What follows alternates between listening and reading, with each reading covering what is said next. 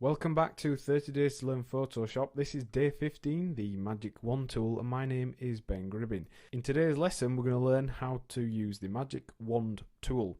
So let's jump over to Photoshop and consider what the Magic Wand tool is. Now, the Magic Wand tool is under W, is the keyboard shortcut W. It's below the Quick Selection tool, and in essence, it's a way of selecting large areas of colour and areas of varying tones and being able to combine them and select them.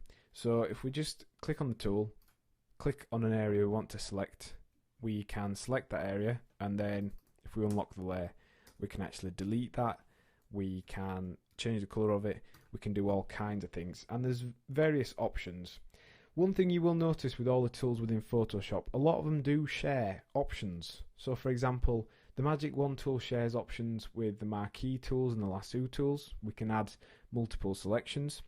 It shares the tolerance with things like the paint bucket tool, because we can change how broadly it applies a selection. And it also shares things like the anti-alias and contiguous options with the paint bucket tool.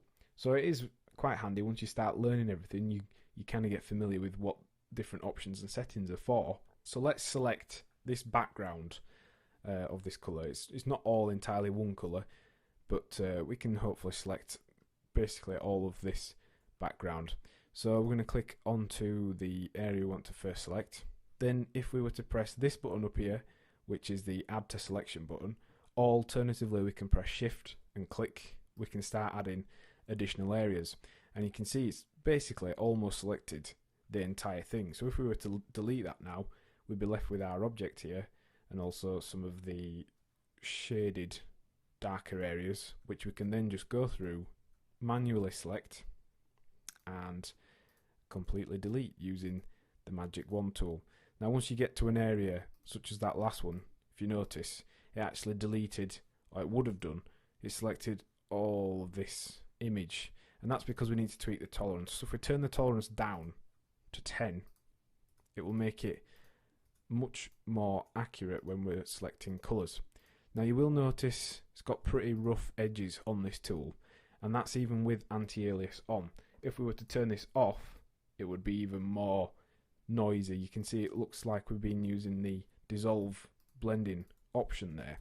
So you will need to use the Magic Wand tool in combination with tools like the lasso tools and the marquee tool in order to be able to create smoother, more accurate edges. Let's just show you the contiguous option of the Magic Wand tool. If we have it on, it just selects areas that are connected to each other.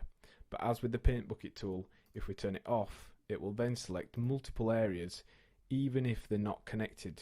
So for example, it will select all areas of this dark black colour here. So you can see all those areas are being selected even though technically they aren't connected. So that's why you use contiguous. And anti-alias just helps you refine your selection. So you can see that's an anti-alias selection, and that is without. A lot more noise, it's not selected all the different areas, and if we were to delete that now, it would look very rough and jagged.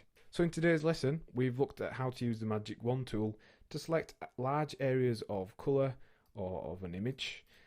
And your task for the lesson is to find a photograph of an image on a white background similar to the one we used, and then tweak the tolerance of the Magic Wand tool and select, then delete the entire background.